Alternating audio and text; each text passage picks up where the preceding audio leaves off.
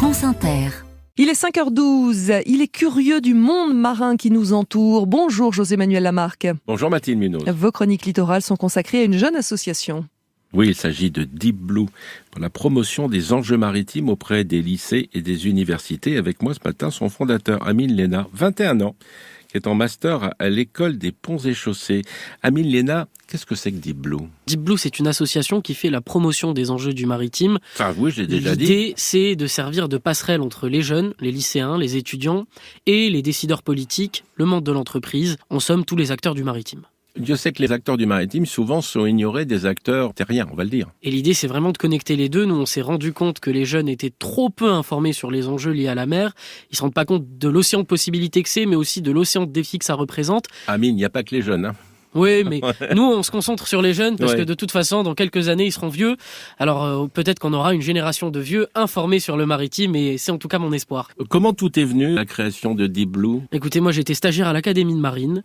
C'est déjà pas mal. Oui, un lieu extraordinaire avec des personnes extraordinaires. Et il faut avouer que le mois de juin était un mois relativement creux en termes d'activité. Ils ont une bibliothèque qui est absolument sublime, qui m'a inspiré sur les sujets du maritime. Et il faut croire que cette passion a été contagieuse parce qu'aujourd'hui, on est une petite équipe de 10 universitaires de la Sorbonne, d'Assas, Polytechnique et de l'école des ponts et chaussées. Et nous travaillons sur ces sujets pour les promouvoir. Voilà. Il vous faut encore quelqu'un de l'école navale ?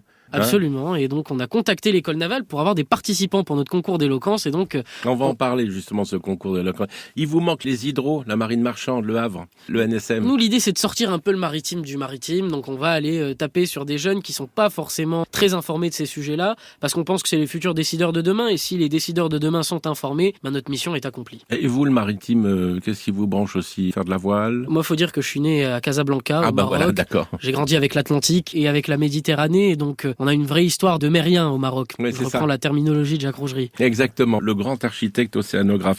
Et justement, vous en avez parlé, Amine, bientôt, le 8 mars prochain à la Sorbonne, c'est la grande finale du concours d'éloquence. La Tribune Bleue, c'est organisé par vous, Deep Blue, et aussi par la Société des membres de la Légion d'honneur. Qu'est-ce que c'est que ce concours d'éloquence ? Alors, la Tribune Bleue, c'est un concours qui rassemble toutes les associations d'éloquence de Paris, toutes les grandes associations d'éloquence de Paris, et les associations d'éloquence des grandes universités et écoles parisiennes, que ce soit l'école polytechnique avec Géopolitics, Rhétorics, que ce soit HEIP, Assas, la Sorbonne, l'ENSAE, HEC, Dauphine, l'ESSEC, toutes les écoles de Paris sont partenaires de ce concours, et donc c'est un concours qui rassemble tout le monde. Alors nous, on a voulu réconcilier deux mondes, le monde des étudiants et le monde de la mer. Comme il y a l'année de la mer cette année, de grands événements sur le thème du maritime, on s'est dit que c'était peut-être le moment pour les étudiants de rencontrer la mer, et puis pour les décideurs d'écouter les étudiants. L'objectif, c'est que le vainqueur de ce concours aille faire son discours lors de la conférence des Nations Unies pour l'océan à Nice. À Nice en juin 2025. Donc ça veut dire concours d'éloquence le samedi 8 mars, c'est à la Sorbonne. Qu'attendez-vous de ce concours d'éloquence ? Qu'est-ce qu'il faut faire pour un concours d'éloquence sur la mer, sur le maritime ? Déjà, il faut s'inscrire avant le 21 février. Ça, on est d'accord ? Les délais sont courts.